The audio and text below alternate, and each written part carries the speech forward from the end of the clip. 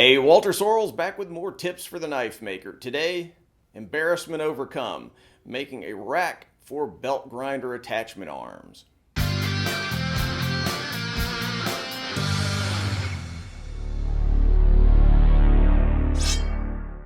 So I've had a belt grinder for 2 decades or so now. Now the type of grinder that I use, a Bader B3, uses these little suckers right here. They're attachment arms that increase the versatility of the tool. There's a flat platen, a bunch of these kind of things right here, wheels, various diameters of them. There's a slack belt fixture, a table, a whole bunch of things. Now, I'm embarrassed to say that in the 20 years I've owned this thing, I've basically just been piling all these arms up on the floor. So today, let's restore a little dignity to these poor things, and we'll make a rack for storing them in. So here's how these attachments work. The idea is that you slide the attachment arm, that's this little part right here, in and out of this shoe on the grinder, and then you tighten it up. So I'll make a rack that allows you to drop this part into a little slot for storage.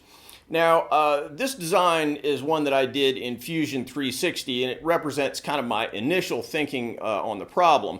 As I got into it, I made some minor modifications to the plan, but this is basically how it worked.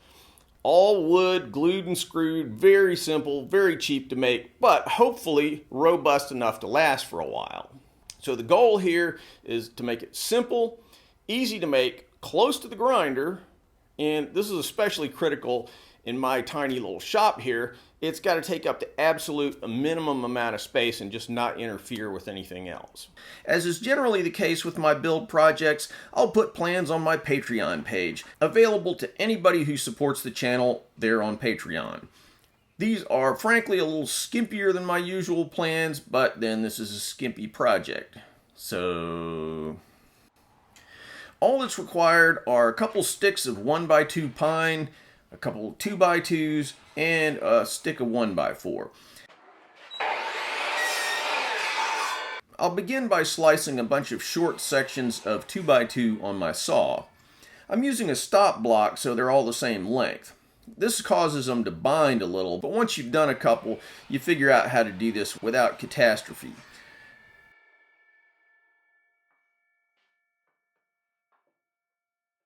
These will be little chocks that form the slots for the arms to fit into. Then I'll chop up various pieces for the frame. My original plan was to have a 60-degree angle in the bottom of the frame to cantilever this out from the wall. I really just sort of chose this at random. I modified this in midstream to about 75 or 80 degrees in service of minimizing the footprint of the thing. It's just collapsing it into the wall a little further.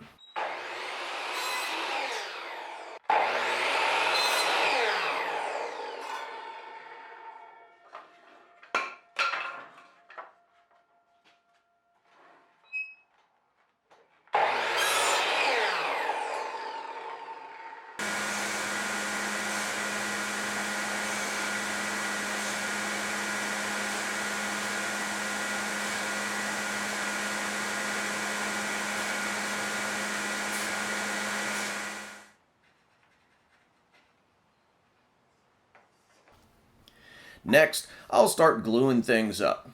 Key point here is that the glue's not really structural. Everything's going to be screwed together later. The glue's mainly to hold it together during assembly, which is the most complicated part of the build. I'll start with the front of the rack, gluing in these chocks, alternating them with unglued blocks just as placeholders.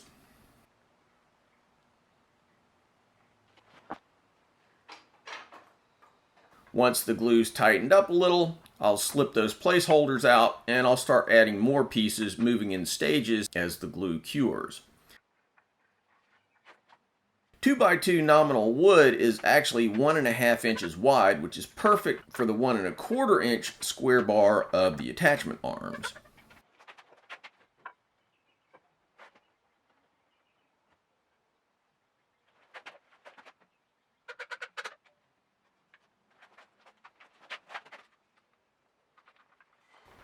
Next, I'll glue on the arms for the front of the frame.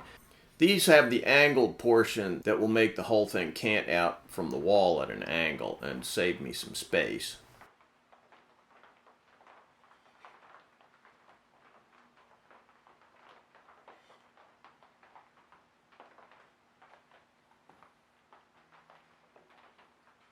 Now, we're not cabinet makers here, so I'm not being paranoid about glue creep or perfect joints. No mortise and tenons here, guys.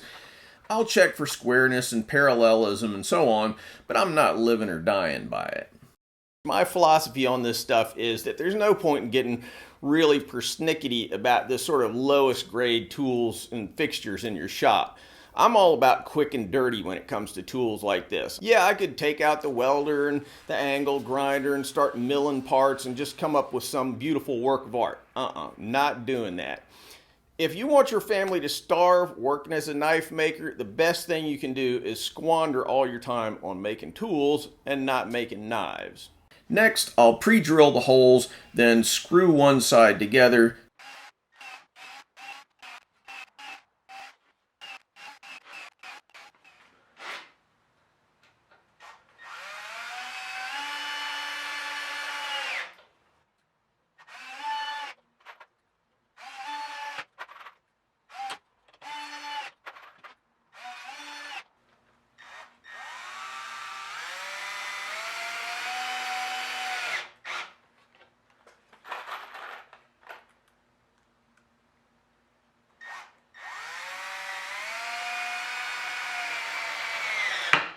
Then flip it over and repeat on the other side. You want to screw the front part of the rack together first, because if you start assembling the rest of the frame, you might not be able to reach the places where you need screws.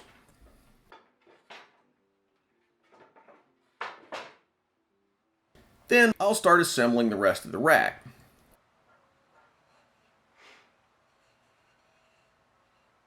Back rails,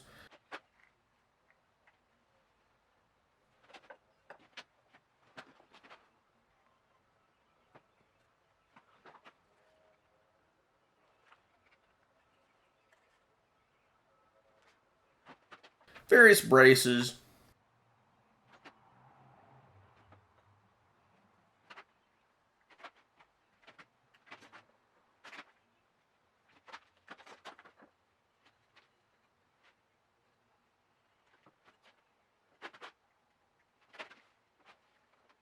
I put these back braces in the wrong place, of course. I have to do that in every build at some point, but I recognized the screw up before the glue started setting, so all good now.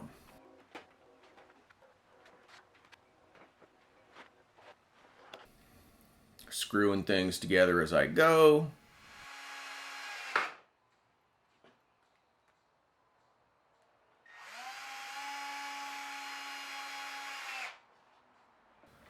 More screws.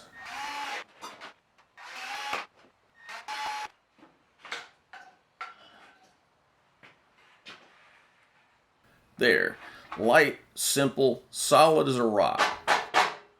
A little paint just for yucks. Anything in a shop with a grinder will look like crap within about 3 weeks, but why not start without it looking 100% ass? Now, the rack is basically complete, so I just need to screw it to the studs in the walls. They're not on the same plane, so some standoffs are required.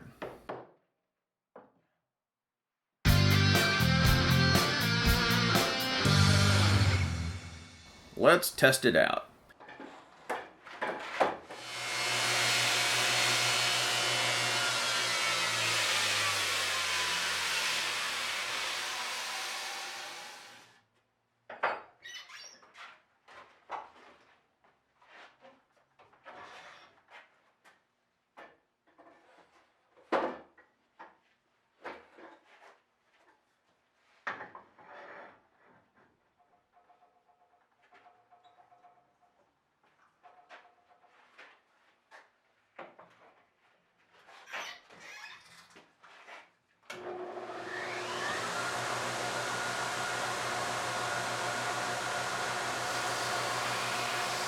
And there we go. Problem solved, tools off the floor. Now let's get back to the real job at hand, making these things.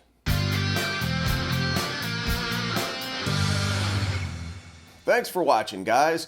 If you feel like you got something out of this video, don't forget to subscribe. Also, click on the link to Patreon for a great way to give back to the channel. Plus, check me out on Instagram, Facebook, Twitter. Links in the description. If you want something sharp and pointy, maybe a gift for yourself or one of the cooler people in your life, check out my Tactics Armory website and pick up one of our tactical or outdoor knives. And finally, if you want to learn to make Hamones or Japanese swords, check out WalterSorrellsBlades.com, where you can find videos about how I make Hamones, as well as forging, mounting, polishing, and fittings for Japanese swords. Thanks, and see you soon.